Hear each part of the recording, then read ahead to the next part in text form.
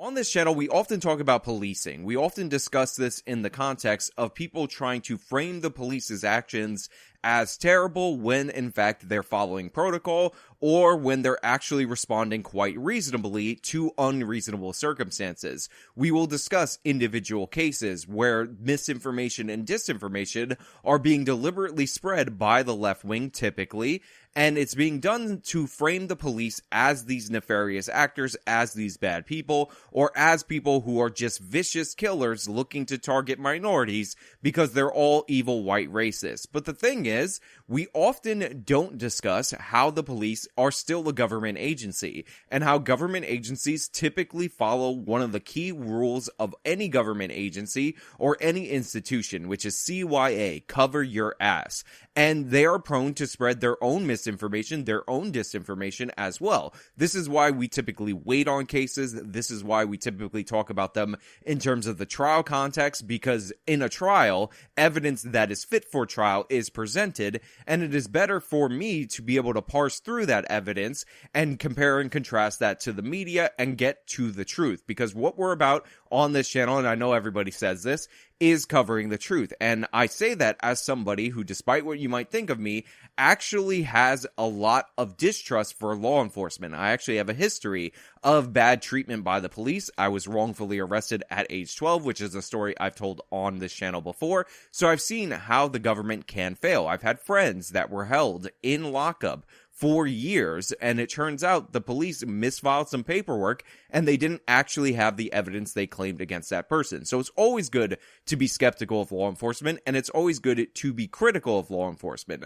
However, there are some people that are attacking law enforcement that are in favor of abolishing the police. There are some people who are attacking the response in a recent tragic event at a school in terms of how the police should have acted sooner when they don't want police on the campus. So we're going to talk about this. We're going to talk about where criticism is legitimate and who needs to shut their face. But before we get into that, we have a sponsor. We're going to throw it over to them, and then we'll catch you on the other side. The hottest temperatures of the month are right around the corner. Summer is in fact here. This is why I highly recommend that you guys go over to Easy Summer Cool and get yourself one of these 4-in-1 air conditioners. They work really well, surprisingly well. It's recommended you put cold water in there. I put lukewarm sink water in there, and I'm legitimately surprised about how cool it is. It's also pretty quiet. Not sure if the microphone is picking up the fan after turning it on. And again, it will save you money on your power bill. And right now, if you go to EasySummerCool.com, you can get 50% off. Perfect for those small rooms with windows too small for air conditioning units, or as something to keep right on your end table, right by your bed for some quick cool that isn't going to break the bank. EasySummerCool.com. Yes, that is EasySummerCool.com. So as you guys already know, there was a horrific event in the state of Texas at an elementary school recently. And the first thing that we should do before we get into our political narratives, before we start pushing our points, is empathize with the victims. We should send our sympathies to the victims, and we should do everything in our power to look at the circumstances of this event and find out where we can do better if there is a next time, how we can prevent them, what are the signs that we can look for, all of those important things that should not divide the country, but should in fact unite the nation. However, we are in a politically divided country, which, by the way, is not necessarily a terrible thing in a lot of circumstances. We should have disagreements. We should argue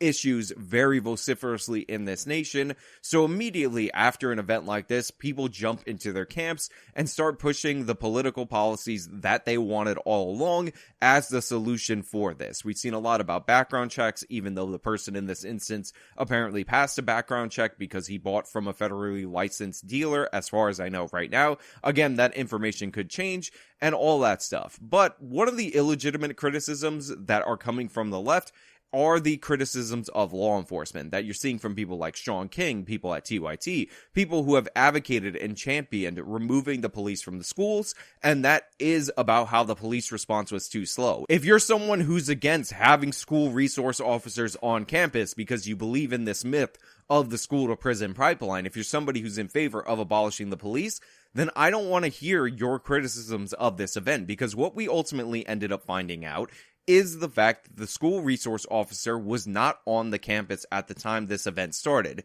He apparently drove by where the guy entered the building, but he was not present like I would hope he should have been to confront the shooter. Law enforcement initially said a school resource officer confronted the suspect before he entered the school. They now say that never happened and blame the initial confusion that often comes in critical incidents. That officer was not on scene, not on campus, but had heard the 911 call with a man with a gun, drove immediately to the area. So he drove right by the suspect, who was hunkered down behind a vehicle, where he began shooting at the school. And by the way, a very important question to be answered is why this school resource officer was not present. If he is assigned to this campus, if it is his job, among others, which I would hope you wouldn't just have one officer present, we should protect the things that we care about, and our children at elementary schools should be things that we care about, why he would be the only officer in the vicinity. So he was called, or he said he heard the 911 call related to this guy entering the building, and then he showed up after the fact, after he heard it, which honestly, on its own, is not good enough for me.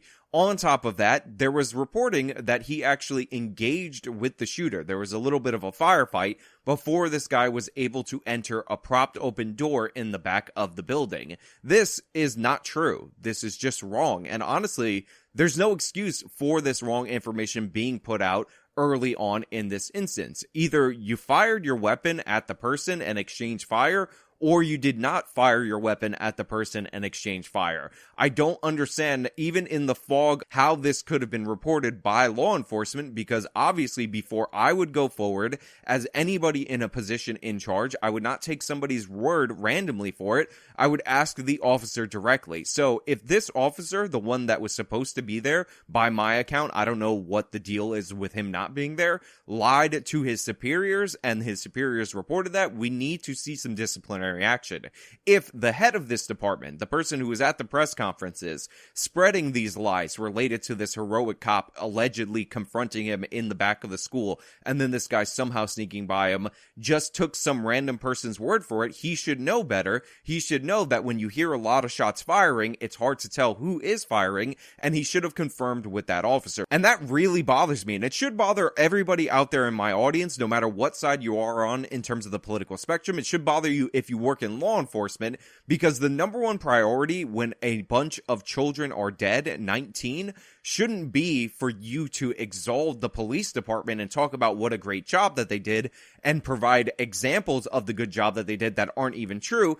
It should be to give us the information about what went down and talk about honestly and frankly how it was in fact a failure that this guy wasn't on campus. Like, what was he doing? Was he out to lunch? If he was out to lunch, do they not have multiple people at the school who go to lunch in shifts? Like, what is going on in this instance? And why are you giving us bad information that looks like you're trying to promote the police department when the police department didn't seem to act very well in this instance? And by the way, this isn't the only example of the police not acting well or not appearing to act well in this instance. There's a lot of complaints about them waiting outside the school for a really long time before entering and actually waiting for the federales to arrive, the Border Patrol, and their tactical team to enter this building. Gut-wrenching admission today from law enforcement. For more than 70 minutes, officers waited outside a classroom while 19 children and 2 teachers lay dead and dying inside Robb Elementary. The incident commander having decided that he was no longer dealing with an active shooter. Hey, for the benefit of hindsight, where I'm sitting now, of course it was not the right decision. It was the wrong decision, period. There's no excuse for that. Now, I would say there are tactical reasons why you would camp outside. There is a fear that you might make things worse if you try to storm the school and there's kids running around and it's a total mess and all that. But the thing is, it appears that the state of Texas has done those calculations. It appears that the state of Texas has actually decided on how they're going to respond to these examples. And their response to this example is that if you arrive on the scene, you need to enter the premises. You need to step over every horror that you might encounter in the school and go put the shooter in the ground. At 12:03, more than 30 minutes after the first 911 call was made, 19 officers from various agencies made it outside the classroom door where the suspect was barricaded behind a locked door. Even as parents outside begged police to do something, they did not go in, waiting instead for a Border Patrol tactical team. 911 calls continued to come from inside the classroom. You could hear over the 911 call that 3 shots were fired. 35 minutes after the tactical team arrived, officers broke through the door and killed the suspect. By the time it ended, the suspect had fired more than 300 rounds, and he still had plenty more. Just 2 months before this tragedy, the school district had trained for an incident like this, holding an active shooter response drill. So when I see that this is what the Texas police are supposed to do in these instances, when I read it and it seems like it's ironclad, and then I see them waiting around outside, and I see the parents being horrified at the fact that they're just camping around outside, even though that could be a tactical thing that a lot of departments decide on, it bothers me. It's something that doesn't make any sense, and it honestly reflects really poorly on law enforcement in this instance. And again, we often criticize the federal government usurping the roles of local governments and local police forces, but the feds are the ones who assembled the team and entered the building. It was a Border Patrol agent who ultimately ended up killing this shooter. And the fact of the matter is, if you're going to point out when the feds do something bad, you have to point out when they do something good. You have to point out when they're the ones who enter when other law enforcement doesn't enter. And you have to point out that there are problems with how this actually goes down in the moment. And by the way, I am not somebody who's going to go LARPing on you. I'm not somebody who's going to say, if I was in the area, I would have put on my vest, I would have grabbed my weapon, and I would have entered the school. Because honestly, I don't think that that is the case. I wasn't there. I'm not going to be this hero like on the internet that's going to solve all the problems and all that nonsense.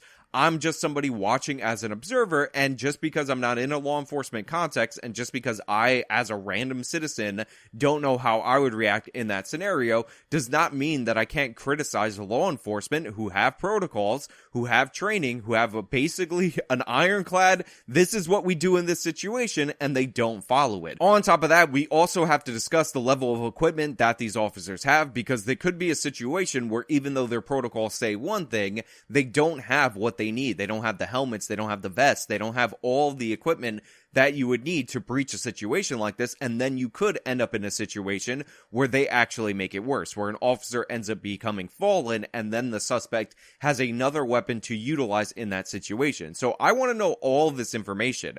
I want to hear from the department what was in the trunk of the vehicles of the officers who arrived on the scene. I want to know what the school resource officer had, because to be honest, I've had these people in schools growing up my whole life, and a lot of these school resource officers are basically useless. They're basically blundering idiots. They're basically people that were assigned to the schools because they have to deal with kids, and they're probably not the best suited people to be handling situations like this. So I want to know what they're equipped with. I want to know, even though they have the protocol that says they must breach the school, if they're actually physically capable of doing so. Because even the Border Patrol tactical team apparently needed to ask the custodian for the keys to enter the room because the room was locked, which is strange because you would think a tactical team, a federal tactical team, we always hear about militarized police, would actually have a battering ram to bring down the door in a situation like this.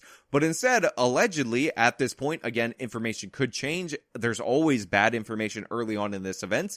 They had to get a custodian to unlock the door for them so that they could breach the room, which to me doesn't make any sense at all. 911 calls continued to come from inside the classroom. Now look, because the cops seem to have taken way too much time in this instance, we'll never know what would have happened if they would have entered immediately. We don't know if they would have made the situation worse. We don't know if some of the people who were trapped in that classroom with this monster would have actually been savable. But what I do know for a fact right now is it appears this guy locked himself in this classroom, and maybe he could have, with all the extra time, decided that he was going to enter another room and done more damage. This is one of those perfect instances where people talk about how when seconds count, the police are minutes away. And unfortunately in this situation, the police were right outside, but they did not seem that interested in entering. So I want to know what the equipment they had. I want to know why the resource officer wasn't there. What we need to know is what these officers had on them. Why the school resource officer was not on campus.